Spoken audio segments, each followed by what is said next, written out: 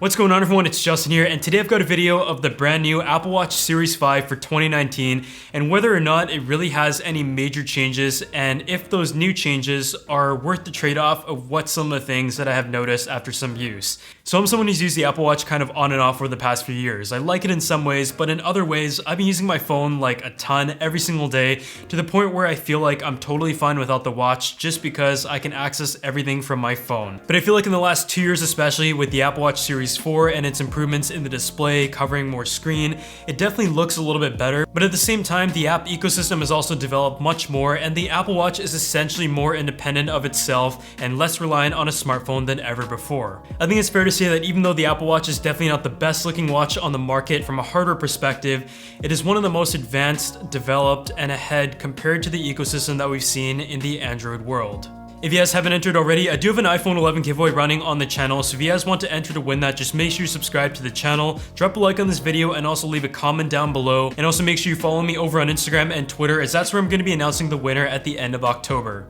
If you want some extra ways to enter, just make sure you comment on some of my other iPhone 11 videos as well, which are going to be linked below and have post notifications on for the new ones. So the single biggest feature of the Apple Watch Series 5 is the new LTPO display, which stands for low temperature polycrystalline oxide, which, as someone who pretty much failed science, didn't take any engineering classes and ended up taking geology instead in high school, I have no idea what that means, but essentially what that means in kind of consumer terms is that this display has a frequency range of 60 Hz to 1 Hz, meaning you can refresh up to 60 times a second or down to 1 time per second, allowing it to have an always on display. This is a feature that I've honestly been waiting for so many years now, all the way up since like the previous generation Apple Watches, and it's one that we've seen on other devices, but Apple has waited many years to do that, and now we're on to the 5th generation. The display stays on at all times, but it does dim down a little bit, but what's cool about it is even when it's in always on mode, there is colors on the screen, and when you flip it to yourself like you used to have to wake up the screen, it will be at full brightness for you to see.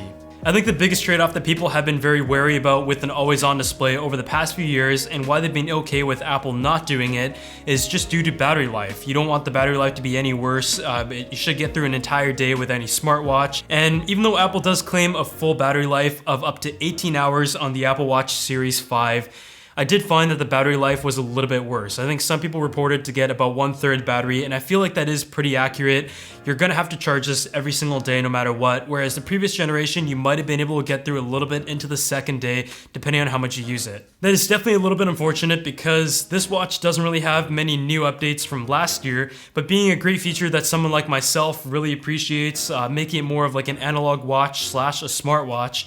it does have some trade-offs, which after waiting so many years for this feature, I was hoping that it would eliminate that factor altogether. The Apple Watch itself, in terms of finishes and price, still stays the same as last year, starting at $399 for the models without LTE and $489 for the models with. And the finishes include space gray as well as silver. There's also stainless steel, the rose gold color, the stainless black, which I think looks the best in my opinion, really blends into the screen on the front and gives it more of a futuristic look. And it also comes in titanium material, which is actually lighter than the other finishes, as well as ceramic, which is one that we've seen in the past, and it is the most expensive one in the range. In terms of watch straps, you have many options as well in different colors, the silicone band, the Nike band. They also make the Hermes line, which costs a lot of money, but one great leather band that I think a lot of people are going to like for a very comfortable as well as stylish look is from Bullstrap. This watch strap is made out of 100% Italian calfskin leather, and it is the highest quality material for a leather band that you can find on the market. It comes in many different colors, including Terra, Vintage, Classic, and the Black Edition, and the metal pieces can come in both the silver and black option.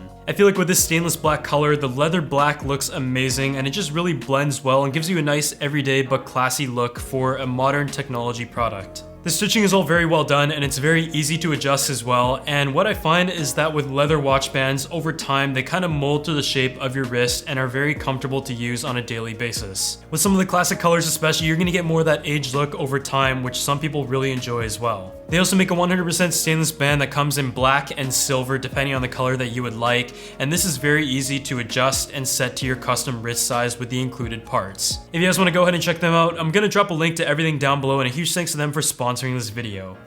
Other than that though, the watch's hardware itself hasn't changed in any way. It is still very simple after the redesign of last year, and I would say the design is functional and well refined with the digital crown, the buttons, and also the haptics, but it definitely isn't the prettiest watch on the market. The processor itself is pretty much the same. You do have an increase in storage from 16 to 32 gigs standard internally, which is good for people who have a lot of music, as well as apps in the growing ecosystem, but it's very unlikely that you're gonna end up filling that storage on an internal watch. There's also a compass that gives you more accurate directions, and there is also a hearing meter that kind of lets you know if you're in a situation which might be too loud and can damage your hearing, and it just kind of gives you that warning. With watchOS 6, you do have some new watch faces, which still don't have support for third-party watch faces. And there is also the direct calling SOS function on LTE models for emergency purposes. And I think health has been the part where Apple has done an incredible job on over the years. From a more general lifestyle perspective, you also have the breathing warnings as well as the activity rings, which people love to use to make sure they meet their fitness goals. And there's also many third-party apps that are better supported on the Apple Watch than on any other platform in my opinion.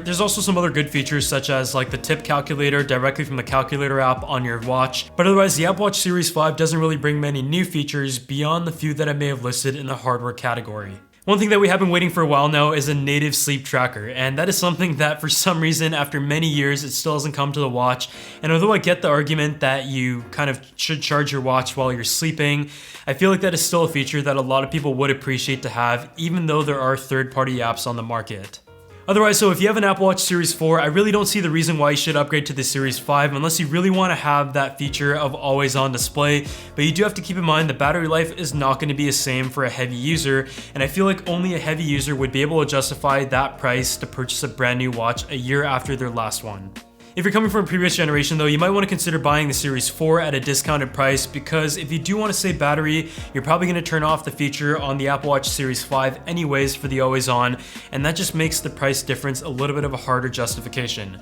Otherwise, I have to say the Apple Watch Series 5 is still one of the best watches on the market, and it's kind of been a situation like the iPad, where Apple is kind of so far ahead from an ecosystem perspective when you look at the App Store on the iPad as well as on the Apple Watch, that competition is rather slow.